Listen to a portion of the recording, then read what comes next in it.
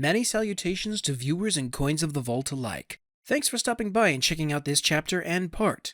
Don't forget to check out the description below for the open casting call that I will be holding for the duration of this story. In it, there will be a list of characters as well as a few lines that you can use for auditions. Some of these characters will have one-time appearances, others will be making appearances throughout the story and have yet to have a voice behind them. But we'll see. So until next time, my friends. Sly Cooper, Rise of Vexen. Chapter 1, Part 1.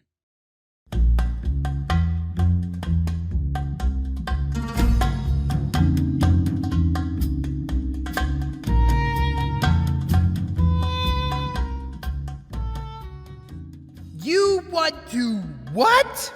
Bentley nearly screamed, his voice echoing through the culvert Carmelita had chosen as a meeting point.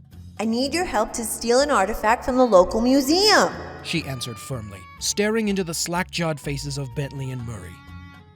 It took a while, but the two of them were finally able to pull their faces together and wrap their minds around what Carmelita was asking them to do.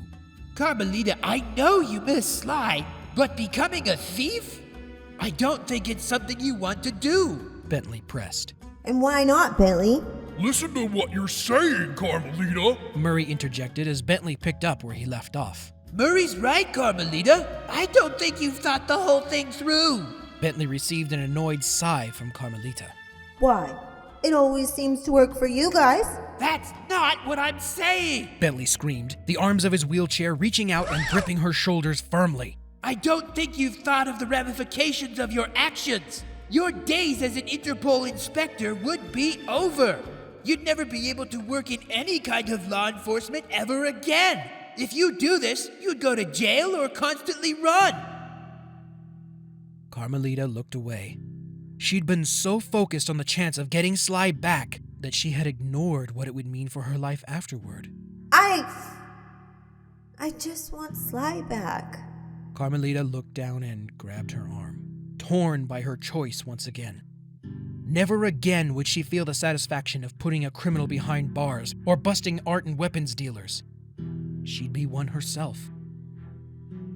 Bentley sighed, pushing up his glasses and pinching the bridge of his nose. I know how you feel, but this is a life-changing decision. Bentley's right, Carmelita. The life of a thief is no joke.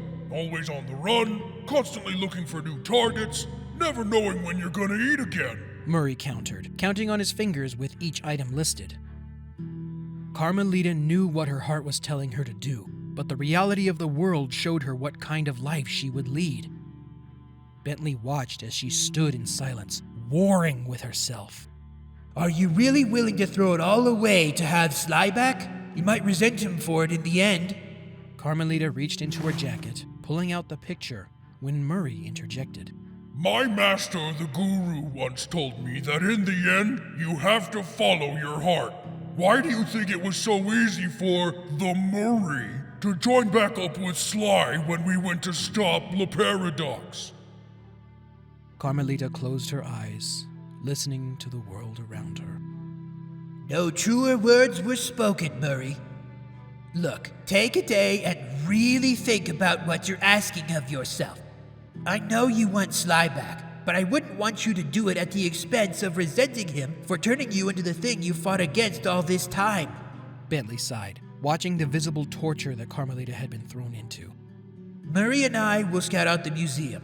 What is it you want to get so badly anyway? Bentley asked.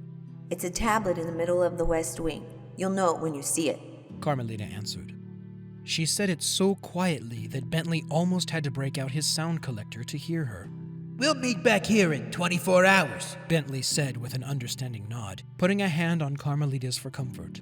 The sentiment made her smile as the two of them left. The trip back to her office went by much quicker than she realized, lost in her thoughts only to be brought abruptly down to earth when she entered her darkened office and shoved into her chair. The door slammed shut, surrounding her in darkness. Carmelita reached for her shock pistol, but her hand missed it, seeing it instead in the hands of a gorilla before it was crushed. So, you do know something, a familiar voice said. Carmelita whirled around to see Darius Hunter standing against the window, his angry, unnatural yellow eyes almost glowing within his silhouette. What are you talking about? She growled, standing up only to be promptly pulled down into her seat hard by one of the gorillas.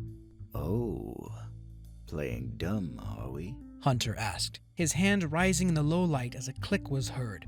White noise played for a moment until her voice crackled into existence. Bentley? Yes, this is he. It's Carmelita. Carmelita, how are you doing? Good. And you? Very well, if I do say so. Listen, I know this will sound loco, but can you and Murray come together? As each word on the tape played, Carmelita's heart raced faster in horror until Darius snapped off the recording. You bugged my phone? She shouted, getting up again only to be roughly brought back down to a seated position. I did say that if you found anything about Bentley or Murray to contact me. I also know you had already made contact with them here in Egypt.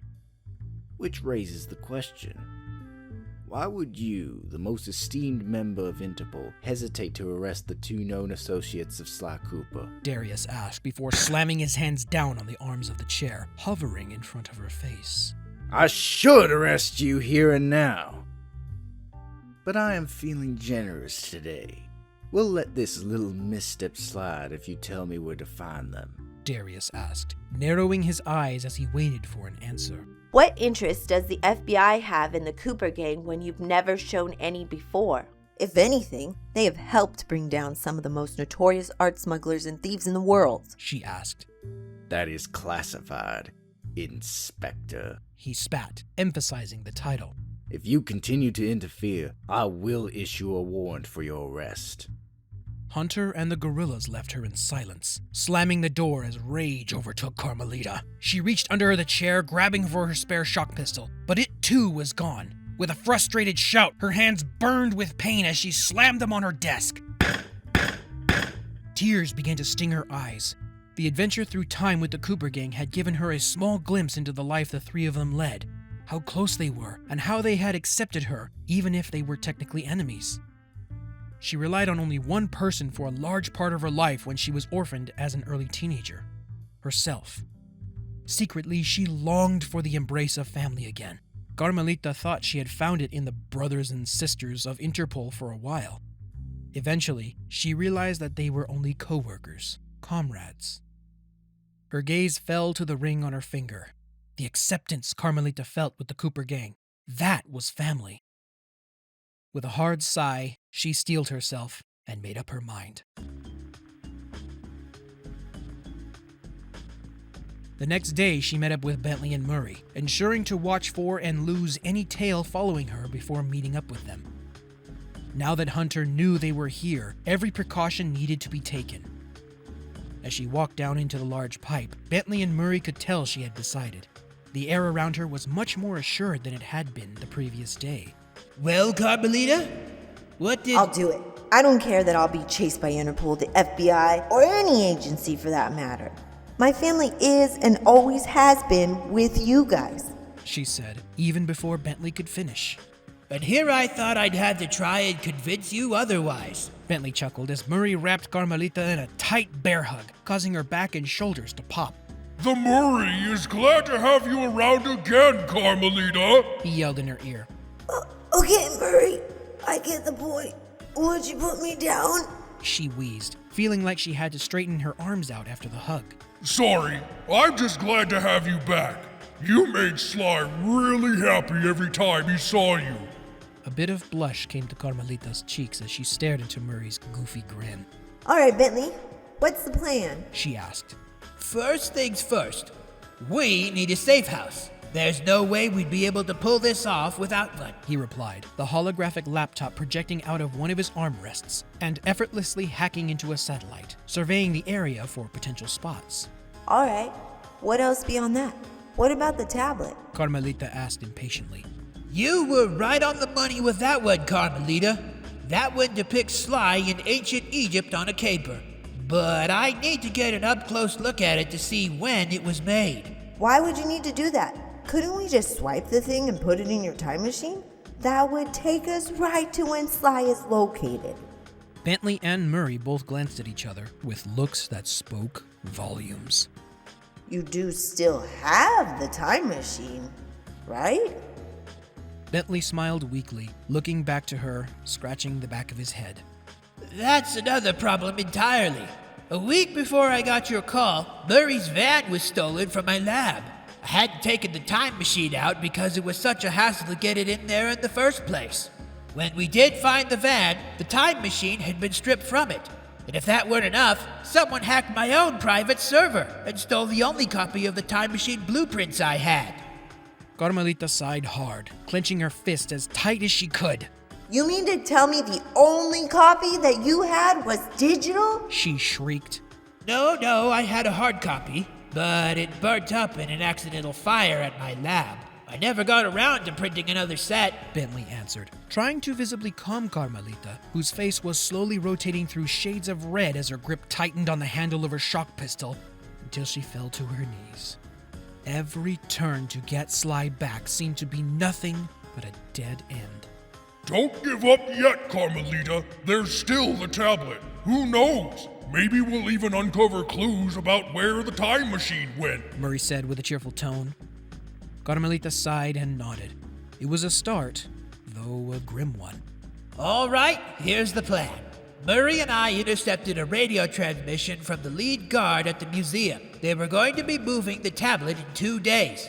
So until then, here's what you'll be doing, Bentley announced, turning to Carmelita and holding out the Thievius Raccoonus. But this is... Listen, all your life, you've known the law. Now you're going to have to learn life on the other side. You've had a small taste of that life when we were traveling through time. That's going to be your permanent life now. If you want to know how to be the best, this is the best place to start, Bentley said, dropping the book into Carmelita's hands, nearly dropping the massive album. This thing is heavier than it looks, she murmured, flicking the lock off and opening its pages for a few moments before setting it on a nearby rock. 2 days isn't a lot of time, guys. I need someone to teach me. Bentley put his hands over his mouth for a moment, scratching his chin as he thought. That won't be easy, since most of the thieves you could learn from are either in jail or want to kill you. Bentley thought hard for a few more minutes, breaking out his laptop and searching through every criminal database he could find for someone that might be willing to teach Carmelita at least the very basics. After 10 minutes, Bentley sighed and pushed back his hat to wipe away the sweat. All right, I've looked through every database around the globe, and I found one thief I think might be willing to teach you. His only given alias is Ryu. Carmelita thought for a few moments. Ryu. Why does that name sound so familiar? She asked herself, cradling her chin and pacing when Bentley spoke up after digging a bit into his files. This might help. His real name is Ivan Castor, formerly of Ukraine. A wolf acclaimed to be one of the best thieves in the entire world, up there with Sly and a few other names. It's also said he's the only one out there that can make mugshot shake in his boots. As Bentley spoke, remembrance came to Carmelita, snapping her fingers. Yes, now I remember. I tried to bust him for that major bank heist in Dubai.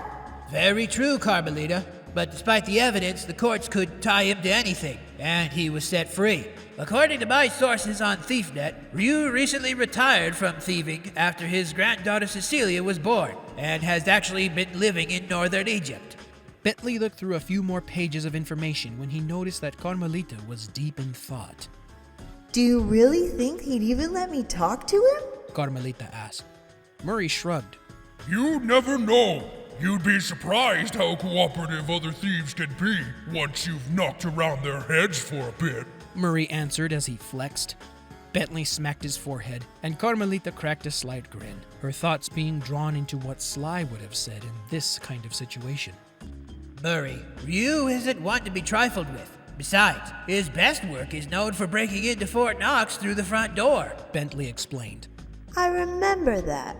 How did he evade prosecution on that one? Carmelita exclaimed, only to be met with Bentley waving his hand as though to brush off the question. That's beside the point. You're going to have to at least get Ryu to talk to you. According to my research, he has an insatiable desire for dill pickles. If you come to him with some, it should at least get his attention. But after that, it's all up to you. Pickles? Seriously? She asked with a somewhat disgusted look on her face. It's the only thing I can think of that might work. Here's where Ryu lives right now. You go and learn. Murray and I will keep an eye on the tablet, Bentley said with a smile. Before she left, Bentley grabbed one of her hands and made sure she looked him in the eyes. I want to be absolutely sure that you want to do this, Carmelita. Your life will change drastically, he said, almost giving her one last chance to stop and continue as an Interpol inspector. I've given everything to Interpol, fighting like hell to bring criminals to justice. In the end, the only thing it did for me was telling me to let Sly go. I can't do that knowing there's a way to get him back. And with all this new interest in him and you two by the FBI... Bentley and Murray gasped. What do you mean? What do they want with him? With us? Bentley asked. I don't know, Bentley. But until I come back and get that tablet, just try and keep a low profile. At least lower than normal, she answered, leaning down to Bentley and kissing his forehead, then turning and kissing Murray on the cheek. I'll learn as much as I can, Carmelita called, grabbing the Thievius Raccoonus and trotting away as fast as she dared, ready to find this Ryu.